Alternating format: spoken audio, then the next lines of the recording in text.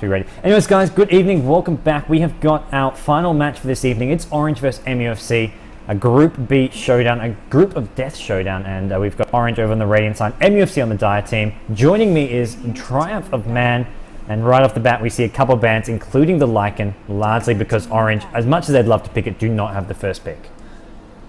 Yeah, I mean, you don't want to give MUFC any kind of edge because they've been so damn good tonight. I mean, they're on a hot streak.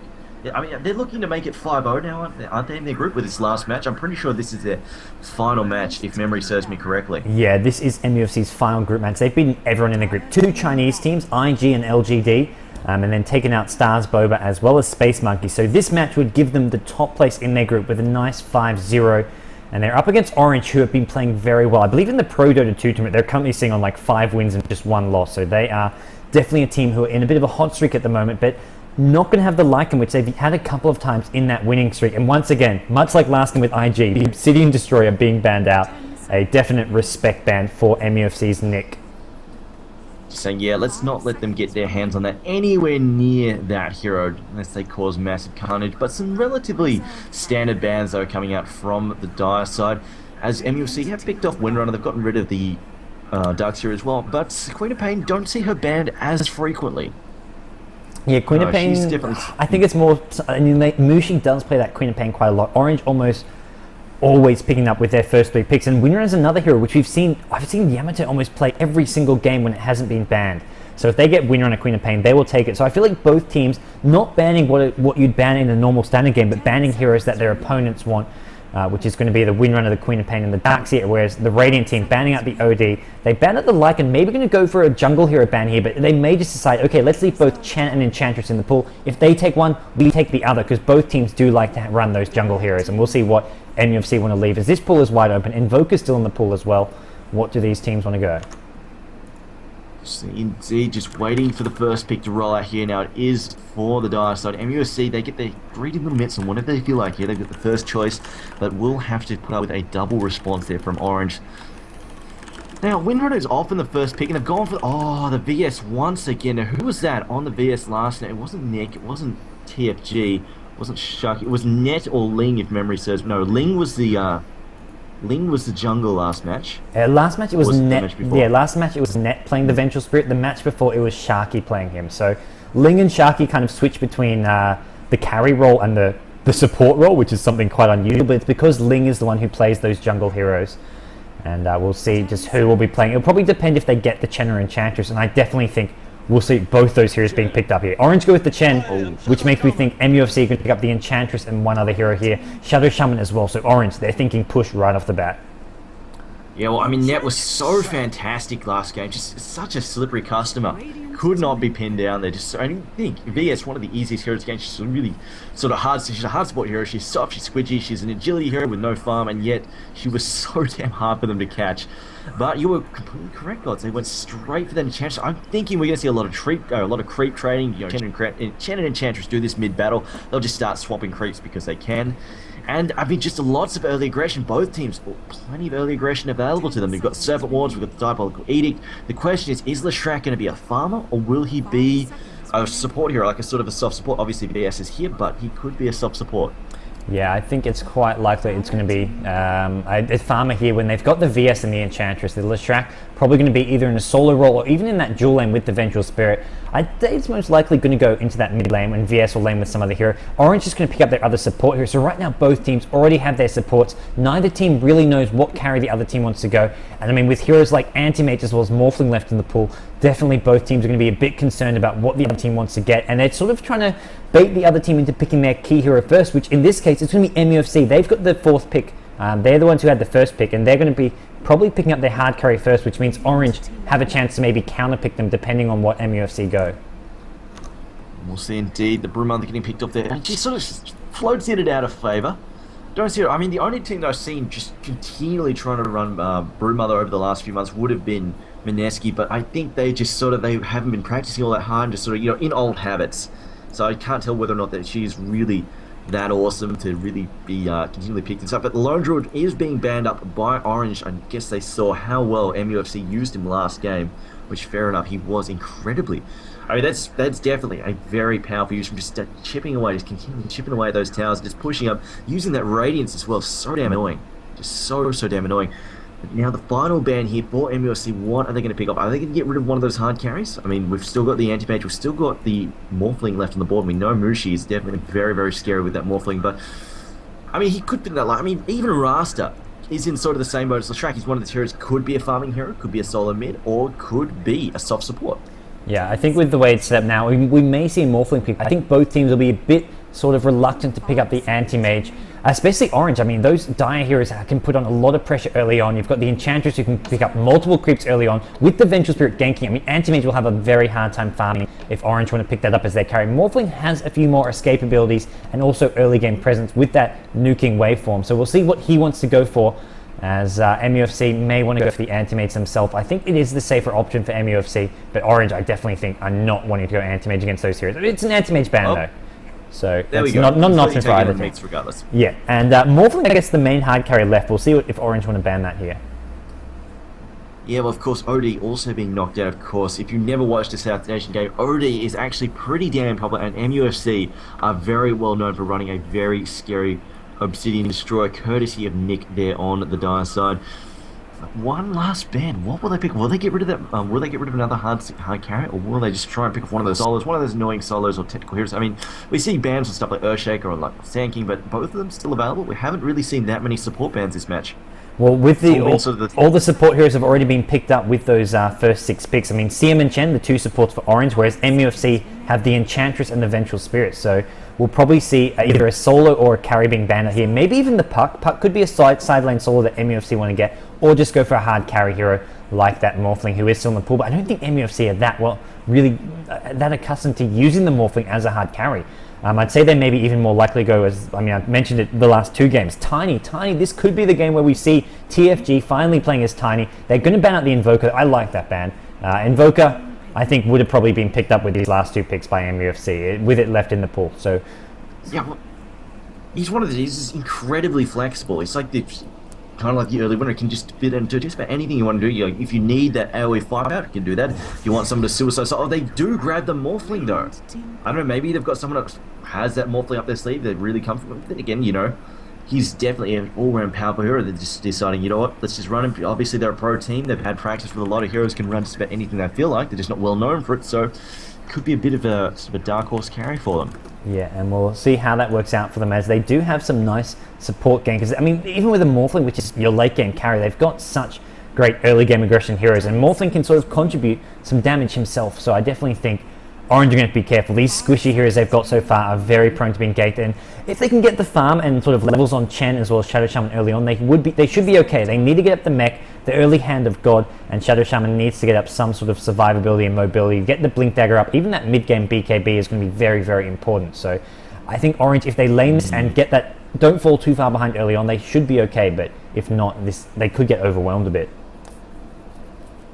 Could be problematic. We'll see what happens. So it really depends how aggressive this Rasta gets, as well as the Chen. Both of them lots of pushing power. I don't know how Crystalmane's going to build, whether or not, really depends what she's going to be paired up with. The Sand King though being picked up. Ooh, I like this. Managing to sneak through. I think he's such a scary hero. The Burrow Strikes are just such a great stun. AP Stun is great, but it's mostly about his stun, I feel. If you could land an Epi Burrow Strike combo, it is absolutely fantastic. At the same time, he's often, just all he needs to do is just set up fights with those Burrow Strikes. Even he may not even bother to blink in an Epi Stun, we'll just blink in Burrow Strike, set up that perfect set of stuns, and then have his team follow up off that, and then maybe try and come back in later with a little bit of an epicenter if he just scuttles off to the side and sets things up from there. But I like this late Sand King. I really am a fan of the hero. Yeah, I think it works really well against these Dire team. I mean, they've got some fairly squishy sort of mid-game heroes like VS, Enchantress, Leshrac. Those are all very prone to being picked off by a hero like Sand King. Even Enchantress with the heal. I mean, Sand King as an initiator is very good against these heroes, and we'll see what MUFC want to get last, some kind of side lane solo, and with the Invoker being taken out, that's kind of like a fairly tanky, hard to kill side lane solo they may have wanted. If they go for something like the Puck, that's another fairly squishy hero that if you get disabled, which they can easily do with Shadow Shaman as well as Sand King, it's going to go down quickly, so they may be a bit reluctant to pick up the Puck, but at the same time I feel they are running out of options for that last hero, for that side lane solo. Unless, I mean, they could always run the VS, Leshrac, Enchantress. Okay, they're going to run probably their tri-lane at bottom and then send the Pugna maybe top. because sending Pugna or Leshrac bottom is not going to be possible here. So it's probably tri-lane bottom with the VS, Morphling, and Enchantress. I like this late Pugna, but it's going to cause all sorts of havoc for Orange as long as he gets the water up and running. Just because they're a big spell-reliant team, and that is going to hurt. That is really, really going to sting a high-level ward. And I mean, they don't really have the ability to pick it off as well. Just a range on a level 4 ward, I think it's like 1,400, 1,800 units, isn't it? It's huge, that flare. Yep. Absolutely painful as well. And especially Rasta, 600 mana on the level 3 wards. It's going to do so much. And now the question remaining is, what is Mushi going to be playing? It looks like we'll see the Shadow Shaman playing the solo mid, which is normally Yamato on that role. Sand King, I believe, will be going in the top lane solo, played by Winter. They'll have the CM Chen at bottom. That'll be Extinct on the Chen, with Ice playing the CM. And the CM, what will it be supporting? The main sort of carry / semi-carry in the hands of Mushi, I imagine, will be their last pick. Unless they do want to sort of throw a bit of a curveball here. But they're running out of time. I think they're sort of a bit confused. What carry do they want to go with here? They need some right-click damage. I mean, Mirana's still there. What is it going to be? It is a Mirana, okay. I mean, it's for me, I mean, it's not like Mirana was like a go-to hero. It's just they run out of options, I feel, here. Yeah, well, I mean, you used to see things like Weaver getting picked up all the time, but Weaver has just totally fallen out of fashion. He just cannot do a damn thing in the early game. And really, this metagame currently really only favors. If you go for a hard carry, he's got to have something that's either got to have a lot of good auto-attack DPS early on. Say Ricky or Anti-Mage can get involved if necessary. You can build it to get involved. Or it's going to be something that's got good nukes. I mean, I feel even a Shadow... Like, we've seen Shadow Fiends, the odd Shadow Fiend pop up and actually do really well. I'm pretty sure Karok is still rocking the Shadow Fiend relatively effectively, so... I don't know, I think that was also an option just because his firepower early on is very dangerous. Of course, he is vulnerable to being ganked. Mirana is a safer pick, definitely, but it's got to be some kind of carry / semi-carry that is highly effective. It can be highly effective in the early game, either through auto-attack damage or just through sheer nuke firepower or just some kind of usefulness through a stun or something. I mean, maybe even a void, maybe. Yeah. Maybe if you could work something with the time stop and a whole bunch of AoEs to work with. But this particular lineup, no, not so much. Exactly. There's nothing to really follow up a void ult. If they had a Lich or something or an AA ultimate, it would be nice. And we are going to see a bit of an MUFC 5-man sweep bottom. I imagine they will leave their tri-lane bottom with the Pugna and Leshrac branching off to go solo those respective lanes. Pugna with the Ring of Protection, probably going to be that side lane, top lane solo with Leshrac at mid. Pugna against Sand King. I have to worry for this Sand King. That's a bit of a mismatch there. Yeah, Pugna's basically skin. You know what? Alright, you go on Sandstorm. I'm going to drop Nether Blast all over you all day. Have fun with that. So, yeah, I mean, good luck with that. It's going to suck. And even if he can drop a good stun, and Pugna just naturally outpaces him, he's got that 315 base movement speed. Sand King just can't keep up with him. So, the stun will be annoying, but he's not really going to suffer too much. And I'm kind of expecting, he's going to go 1 and decrep, max out the blast, and then max out the ward after that, just because mid-game team fights. Oh, that ward is going to suck. In fact, hang on, wait a minute. If I think about it, the ward is in fact going to prevent Sand King from like channeling Epi and blinking, is it not? Because he'll finish channeling, then immediately gets smacked by the ward.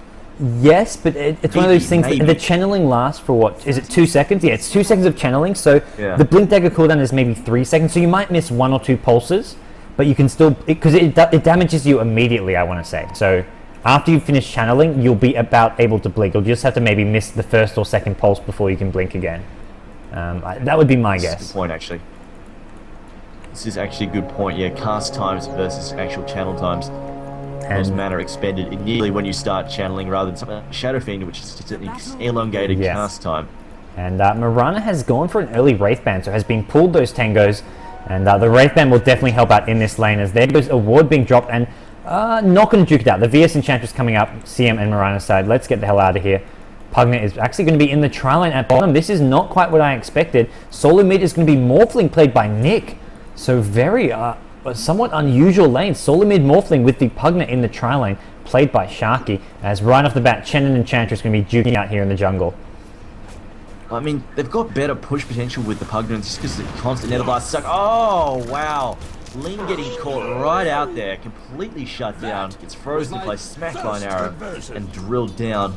But I feel like they might be doing this just because they feel like, because they bring the push power down here to try and take out this, and they've got nuke potential as well. I mean, what have they got here? They've got Vengeance. I mean, if they throw it in a decrep, the amount of magic damage they can bring is going to be pretty painful, but at the same time, I'm a little worried. I'm a little worried because I don't feel they have the good lockdown stun there. Yeah, no, that could be a bit of a problem. Yeah, absolutely. We have to agree there. And I mean, I feel like getting that early kill on the Enchantress is definitely going to help. It's actually meant Enchantress has now decided, I decided not to go into the bottom jungle. There's this CM the Chen and just preventing Enchantress from getting in there, already getting the 1 kill, and Mirana can always be coming in as well. So Enchantress is deciding, going to the safe option, take the top jungle, maybe just going to look for a gank on Sanking up later on in the game, as with the Leshrac that could be a potential kill, but Sanking can always burrow out as soon as he does have that up, as right now, Pugna up against Mirana at bottom. This is going to be a very important lane for both teams. And Christoman just skulking, just staying in range, snapping up that XP, making sure she can get behind. She is spotted up by a ward though. I know she's there. She has also thrown out her own lane ward so she can see exactly what's going on. Sharky now just opting to body block the creep. They're trying to slow them down. Rasta, Enchantress has dropped. Enchantress helping out the Morphling. Of course, Morphling, I honestly feel Morphling doesn't really stand much of a chance by himself against the Rasta just because Ether Shock is such an annoying spell. And Morphling, of course, also has much shorter range than Rasta on the attacks of the poke. And the harass is going to be quite frustrating. And he can't even afford to die to the Rasta just because you just instantly get locked down by the Hex and the Shackle. So, having the Enchantress back him up there with the Cyclone, definitely very frustrating for Rasta and exactly what Morphling needed. And speaking of helping him out, Morphling's already up to 8 creep kills, 7 denies. Shadow Shaman with just the 5 creeps and 4 denies. So Morphling off to a better start, and that's a hero with a pretty low base damage. He's actually morphed a lot of stats to agility to increase his base damage, which I really like. I mean, you do have to worry about the harass, but overall, making sure you can get the last hits and get that bottle up as fast as possible is all that matters. Is Morphling has his bottle, Shadow Shaman's still about 100 gold away from his, so Morphling going to get those early runes. In comes a gank on top, the clap hits Winter, that's going to help TFG get this stun, unless Winter can dodge it. He does dodge it though. Oh, if that had landed, that would have been a sure kill. Nice little bit of move there, coming out from Winter to Sanking at top. Yeah, fantastic for him, just staying alive, just barely. As now, I'm just checking the bottom lane. Pugna currently up to 11-1, Mirana 12-4, so relatively even. Although the supports, I mean, they're actually Orange are actually double jungling for the most part at the moment. Just getting that experience for Crystal Maiden from the neutrals.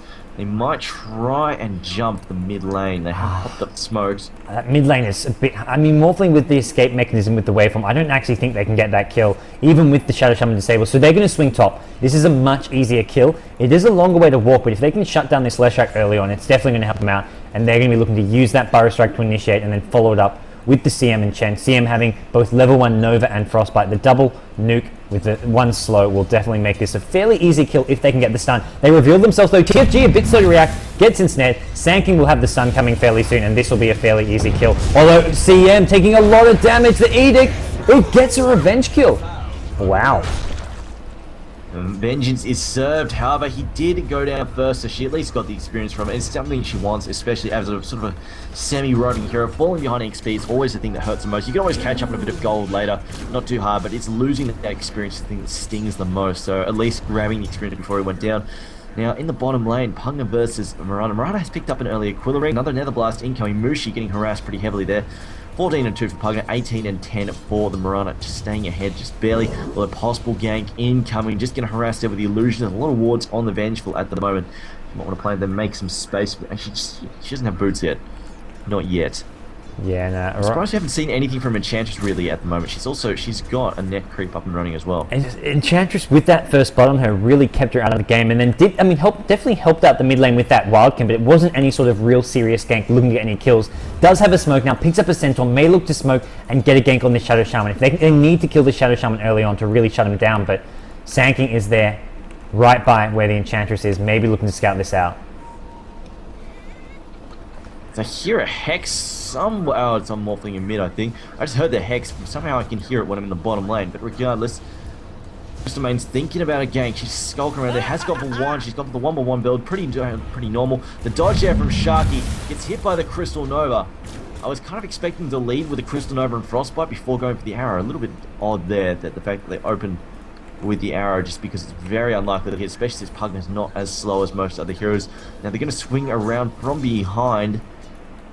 She's visible though. Chen moving in the Crystal Nova down again. Will they follow up the Frostbite? Mirana leaping into the fray, and it looks like they're going to pick on VS. And neck down, not slick enough. The Frostbite there on top of the Pugna, and down he goes. Arrow not even needed. A great result there for Team Orange, and Chen taking the double kill.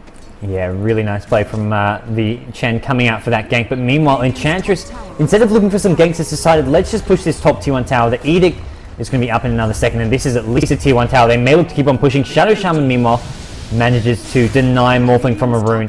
Pops the invis room just as Morphling was looking to go in and get that kill. Needs to be careful though, Morphling's still around with another waveform. Sankey rolling around as well. Just looking to cause some trouble. The top tower is down though. Leshrac having taken that.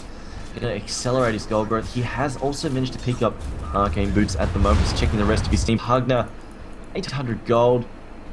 Vengeful Spirit, not enough for wards, not enough for boots yet. Still carrying those wards. Could go and throw them down pretty soon. Morana with boots as well now. Just checking the other couple of heroes. Anything interesting? No. Smoke on Chris Main. She's just going to roll through here again. Maybe set up another gank. Exactly what they want to do. Just keep this Pugner down. Make sure he doesn't cause trouble. Just make him nice and just they can pick him off nice and easily. Yeah. Pugnant Spirals under control is incredibly frustrating. Yeah, and despite, I mean, the 4-1 kill lead for Orange, they're actually slightly behind in terms of farm as well as tower. So that's giving them, they're behind by about 1k gold almost. As it's a pretty small margin, but it just shows that MUFC, I mean, they're getting ganked, but they're not falling behind. They're staying neck and neck, and Enchantress now is smoked up with a Wildkin and a Safety Hellcaller. Not the best creeps to gank with, but going to be looking maybe to catch a few people by surprise. The VS is there as well, and they're looking maybe for bottom lane. If they can't get a kill, I mean, Mirana's hard to kill, but they just want to get towers by the looks of it. Use the Enchantress early on, take out some towers, as Chen is not a very good hero when you're on the back foot trying to defend. Especially with that level. What level is he now? Under level 5, hasn't quite got his ultimate yet. Once he gets there, he'll be feeling a lot better. Oh, the leap out. Mirana proving to be too speedy there for the Decrep plus the Netherblast combo to land. I was kind of expecting Vengeful Spirit to open up there with the stun. Decided not to. Even dropping the Decrep then the stun would have been a little bit more effective. But now Mirana going to be in a bit of trouble up against 3 heroes, and they're just using the, I think they're just using the Cyclone to scout mostly at the moment. Of course, it does provide line of sight. So using that to check out, see if there's anything dangerous skulking around behind. Morphling lucks out a bit. The rune was bottom. Shadow Shaman was hoping it was top, but Shadow Shaman, even without a rune, is looking for a gank on this Leshrac, but Leshrac, suspecting something is up. TP's out. Shadow Shaman will have a free tower here by the looks of it. But meanwhile, bottom lane, we're going to see some action go down as Leshrac is now here. VS done. CM, no chain stuns coming from Leshrac, but down goes Edict, looking for a stun, going to hit the Chen, and down goes the CM. Chen should drop as well. Double kill for MUFC, and now Mirana needs to find somewhere to hide. Yeah, Decrep plus Netherblast way too strong there for the VS. Way too strong for the Crystal Main. VS though going down a couple of auto attack hits from the Ursa Warrior and the Mirana as it looks at this tower. He's going to get taken out. Mirana and leaping and drops the Starstorm. Double strike, no. The ball comes in. Crystal Main with some revenge. Did your best, serve cold. Serve those puns. As now the Crep on himself throws down the Netherblast, doing a lot of damage. She will go down. Bye-bye, Hugner. And now it is Enchantress, 9 seconds on the heal, and H10s could come up in just a moment. Frostbite, 2 seconds away. However, she has boots, and Crystal Maiden does not. Thunderclap as well, going to slow her down. Yeah, and Mirana is actually coming back around, maybe looking for an arrow here. This is Mushi playing a bit crazy. He is up to 2k gold, probably going to back off now, realizing Enchantress is nowhere to be seen. Throws out an arrow. Just a bit of a wishful thinking there as CM taking over the bottom lane. And right now, I mean, Orange, they came out slightly on top. They lost a couple of heroes, but the TP in from the CM with the Mirana. Mirana not going down. Mirana is now up to 2 kills, 4 assists, picking up some treads as well as a magic wand in the Ring of Aquila. Yeah, she had that for quite a while. She's got that as fast as she could.